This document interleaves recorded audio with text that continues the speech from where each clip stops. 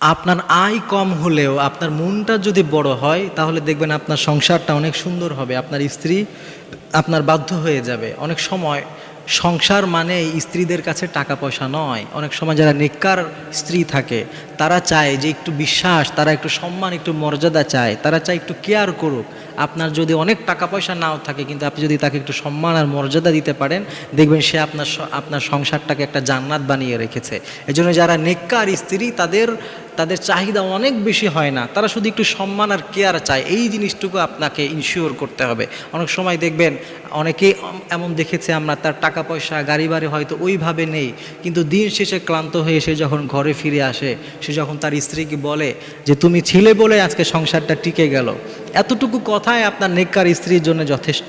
আবার এর বিপরীতে গিয়ে অনেক জায়গায় দেখেছি প্রচুর টাকা পয়সা আছে তার, কিন্তু তার সংসারে শান্তি নেই। কারণ শান্তি এটা একমাত্র আল্লাহ তাআলার পক্ষ